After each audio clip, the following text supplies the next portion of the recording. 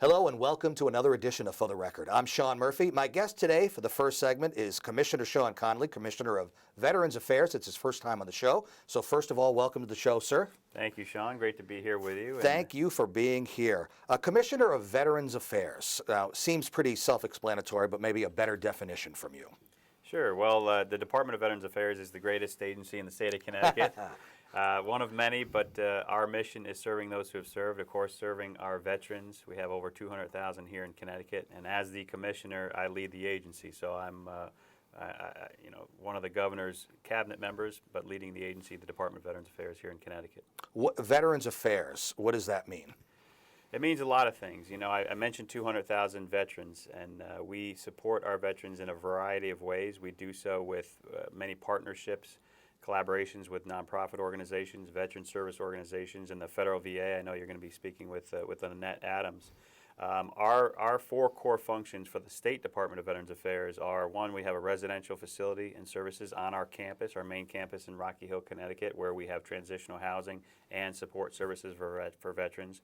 We have a long-term care chronic disease hospital on our campus in Rocky Hill, the Levittow Healthcare Center, where we provide that level of care that those veterans may need, similar to a skilled nursing facility on the commercial market. We have an Office of Advocacy and Assistance, where we have veteran service officers all around the state of Connecticut in each of the congressional districts out there supporting our veterans in the communities, helping them apply for and gain the benefits that they've earned and deserved. And then finally, we have a cemeteries and memorials core function where we run 3 state veteran cemeteries. Our largest is in Middletown, Connecticut, and we honor our veterans who pass at that cemetery. If we were to go back in time, tell me how it came about that, like this agency, it was decided that it was needed. Well, actually, Connecticut's been a leader for a long time, but going back to the Civil War era. In 1864, we were actually the first state in the nation to have a veterans home. And it was really due to the efforts of a gentleman by the name of Benjamin Fitch, who had means, supported Connecticut citizens in the militia for the Civil War, and then supported them when they came home. Those veterans who made it back home had a veterans home, the first veterans home in the nation, which was in Darien, Connecticut. And then the home at that time was also for orphans and family members of those veterans who unfortunately didn't make it home. And so building upon that history, that tradition, that legacy, fast forward to 1940, we built the home in our campus in Rocky Hill, and now we continue today. You know, we have many avenues of honoring and recognizing our veterans here in Connecticut. Now, we've got still a long way to go. Our vision is world-class service excellence for our veterans. It's what they've earned and deserved, and we're working hard each and every day to get there. You know, we hear stories about those veterans who unfortunately don't get the care that they've earned and deserved, and so anytime we hear that, you know, we jump on it and try to, you know, collaborate and partner with the right organizations to meet that need. I love that you can go all the way back and you know the history, and obviously you weren't there during the Civil War, but even back then it was noticed that there was a need for something like this, right? Obviously very different than it is now, but still, right? Absolutely, absolutely. And building upon that history, one of the greatest and most humbling honors for me is when I get out and about to see our veterans all around the state. And you look at all the different eras. Of course, we don't have World War I veterans anymore, but we do have some World War II veterans who are out there, and they're amazing when you get out there and get to see them. And then building upon that, of course, the Korean War veterans. We honored 100 Korean War veterans this last Friday. Our Vietnam War veterans, we honored over 300 at our campus last week with the Connecticut Wartime Service Medal, and then on up to the present with our post 9/11 veterans. Each era has a little different twist, a little different tweak on their service and how they come together, and they're all so special. And really, I mean, I get to pin a medal on a World War II veteran and thank them for their service. It's quite an honor. You know, you were telling a story about how you just watched one of our other shows, and I just had a gentleman on that you admire a lot who was involved in the parade that just happened recently in Hartford. Talk about that a little bit. Absolutely. You know that gentleman. Absolutely. Jack Casey, real special guy. Sat right in that chair, too. Yes, yes. I'm trying to follow in his footsteps. And another good Irish American. But a man who just volunteers his time and wants to make sure that any unidentified veteran can have the recognition that he deserves, and that's just one of the many things. They go to all the funerals and everything too. He's relentless. Absolutely. You know? As a Patriot Guard rider Anytime we need something as an agency or veterans need something in the state of Connecticut and beyond Connecticut, one call, one email to the Patriot Guard Riders, and they're going to be there. They're going to be there supporting those veterans as they are buried and properly honored. For ceremonies where we're awarding the Wartime Service Medal from Connecticut to our veterans. Patriot Guard Riders are there, and Jack is really a special guy. When you talk to Jack, you can feel that passion. He's you can emotional. feel that energy, Yeah. absolutely. And his everyday effort is to honor those veterans, and particularly those who made the ultimate sacrifice of every era. I just want to get into some specifics about some of the things, Veterans Affairs. For example, education is something that always pops up. Can you talk about that a bit? Sure. Connecticut's a leader there, too. Here in Connecticut, our state schools, our state colleges, the community colleges, and the state universities, we offer tuition waiver for veterans. You have to meet certain requirements, but on average, veterans will get to go to those schools tuition free. Really tremendous program, particularly as veterans and former service members are coming off of service. They may have the GI Bill, but they might also transfer that GI Bill to a family member, and so they can access education through the tuition waiver.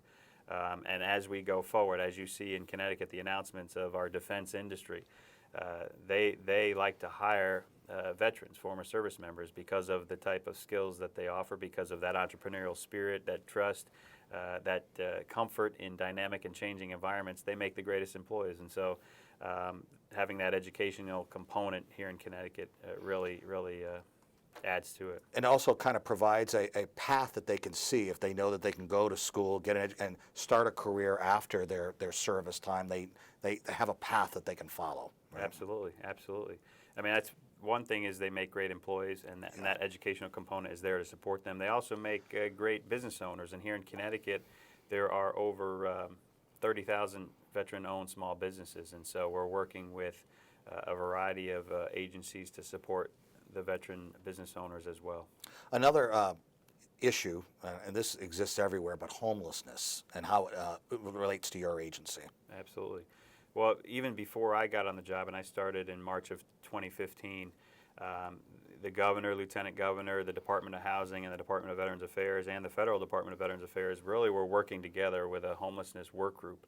And the governor announced in the summer of 2015 an end of chronic homelessness among our veterans here in Connecticut. And then in earlier this year, in 2016, announced the end of homelessness among our veterans. Now, it's important to keep in mind that doesn't mean that there won't be any veterans who are homeless. It doesn't mean that there won't be any veterans who are in danger of becoming homeless. What it does mean is there's a system in place here in the state of Connecticut for those veterans who need that support. And so it is a real life example for me.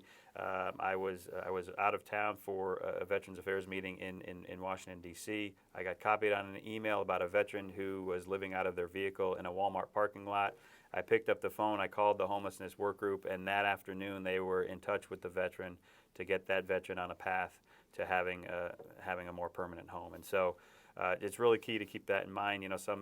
Sometimes I hear, well, wait a minute, you announced, end of homelessness. That's not true. I know there's plenty of homelessness around. Well, the issue is if you do know somebody, well, you gotta get them in touch with that work group because they'll get on a path to homelessness. In one sense, it must break your heart to hear about that, but in another way, you're in a position where you can actually help and do something and maybe even turn their lives around. Oh, absolutely. I mean, there's a lot of great stories, a lot of success stories when you look at those who served, and it really comes back to those veterans sacrificing, selfless service, courage, devotion to duty, doing the hard jobs that everyone else is benefiting from with that protection of our security and our freedom. And if we can support them, we ought to do the best we can to support them. With our transitional facility at our Rocky Hill campus, that's another avenue for our veterans here in Connecticut to have a place to go, to get the support services, to get onto their best path, whether it be the educational piece, whether it be a job, the labor and employment piece, whatever it is. How about mental health issues? Is there a place for people to go if they're in need in that respect?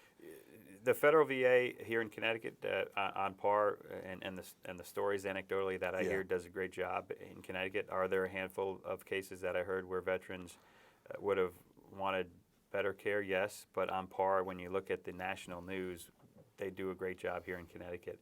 They have a PTS program at the West Haven Hospital, the federal VA hospital in West Haven. So they're really the experts at the PTS.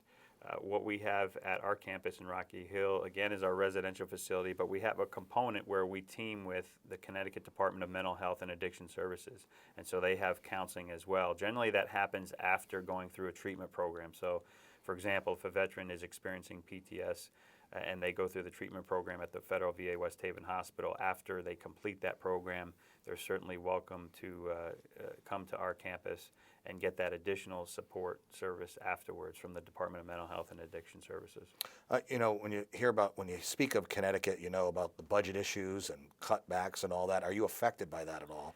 You know, we are. It's tough. I think every state agency and every state citizen is affected. When you look at the real facts of there's just less revenue coming in, you're going to experience some constraints. And so, as an agency, we're working hard to find ways to be more efficient, to not have significant reductions of force where if we can avoid it, but find different ways to support our veterans, in the same excellent manner, but just more efficiently. As we went through and as we continue to go through fiscal year 2017, we've done that, and we've had some attrition, and we've had some places where we have not backfilled positions to meet those new fiscal constraints. But we just had an all-hands meeting with our team this morning, and they're doing a great job. They're really working hard, and in every area, in every one of the four core functions that I mentioned. So I can't thank them enough for that support in this tough environment, and to continue to find ways to be more efficient and effective. Are we in a phase now where there's a lot of servicemen coming home? Are they coming back from Iraq or Afghanistan, or has that already happened? Or? I think that's already happened. It's slowing down a bit. We do have some deployments still happening, particularly from our Connecticut National Guard, and we have, of course, our Navy not too far away in Groton. But on par, it has slowed down. So for those not only veterans watching, but also family members, if they have any questions, where is like the go-to place to go that would be able to help, even if it's just to ask a question and get an answer? Yeah, absolutely. Certainly, we as an agency, as a State Department of Veterans Affairs, ctdva.gov is our website. We offer information on all the core functions that we can provide. I mentioned each of our congressional districts, we have an office. That's another great place to go, and you'll get that information through our website. You can also call our main line, which is 860-616-3600. Again, asking for that. Our veteran service officers are a great first line. They can help you if you're affected by a service-connected injury. They can help you submit that claim to the federal VA and potentially get compensation for that. Help you get the medical care from the federal VA if you're not getting it already, and help link you up with all those different services. You mentioned education, counsel you on what benefits you may be available to you. Tell you about the programs that we're doing, like the labor employment program we did a couple of months ago at our campus in conjunction with a nonprofit called The Workplace, headquartered in Bridgeport. It was a 5-week training program. We had veterans who are both resident at our campus, as well as veterans from the community coming in each and every day for the training program, and it was a magnificent program. Resume writing and interviewing and that kind of thing, but cameras and critiquing yourself and really preparing our veterans for their next step in getting a job, and really doing it the right way. Absolutely, yeah. Absolutely. Sean Connolly, Commissioner of Veterans Affairs and a fine Irishman. Thanks for being on the show. Appreciate it. Thank you, Sean. Great to be with you. We will take a short break and come right back. I'm Sean Murphy. This is For the Record. Stay right there. Welcome back to For the Record. I'm Sean Murphy. My guest for this second segment is Dr. Lynette Adams, the Women's Veterans Program Manager, amongst many other things. I looked at her bio, and I don't know how it could possibly all fit on a business card. Can you talk about some of your other credentials? And welcome to the show, by the way. Thank you. First Thanks time on the for show. me. I appreciate that. So aside from this, at Yale, right? Okay, let's just talk about everything that you do, because it's a laundry list. It's a long list. Well, thank you. Yeah. So I'm the Women Veterans Program Manager at VA Connecticut. And VA Connecticut is affiliated with Yale University. I'm also a licensed clinical psychologist, and so the work that I do with Yale is working with psychology trainees and residents that are affiliated with Yale. So a lot of teaching and training. Right. So let's talk about your role as Women's Veterans Program Manager. What does that mean? Yeah. So my role at VA Connecticut is to be an advocate for women veterans receiving their care there or out in the community who maybe haven't been hooked up with the VA yet.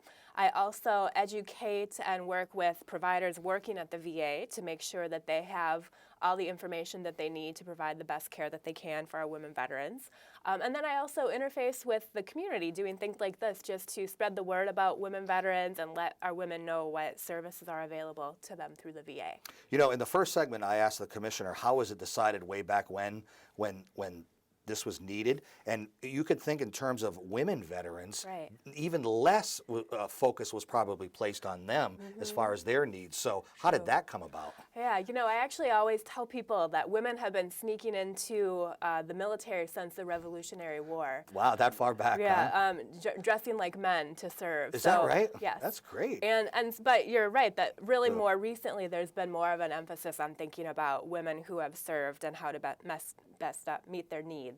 So, for example, at the VA Connecticut healthcare system, we have a women's health center that is actually celebrating its 20-year anniversary this year. So it's been around a while. I mean, the VA has really focused much more in thinking about women veterans. I'd say in the last 5 to 10 years has been the most significant growth. But women have been in the military since the beginning here in the United States. How do their needs differ as far as any kind of assistance that they might need?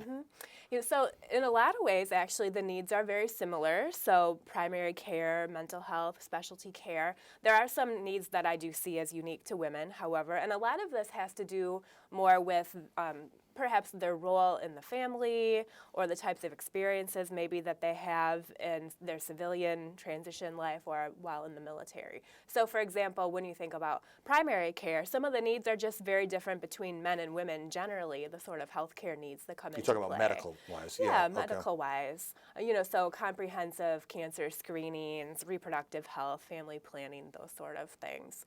And then on the mental health side of things, what I find is particularly because there are less women veterans and less women veterans coming to the VA overall, that it's very important for women to have some spaces where they can be among other women. So we really try to develop women-specific mental health groups or like peer groups. Yeah, exactly.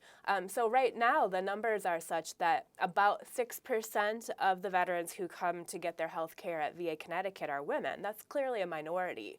And so if you think about, you know, sitting in a waiting room, if you're only one of 10 veterans that are women, those sort of environmental things we really try to take a look at as much as possible, particularly when you think of, for example, on the mental health side of things, again, the types of trauma that women might have experienced related to their military service. Do they experience the same things mental health-wise coming back and the need for them just as men?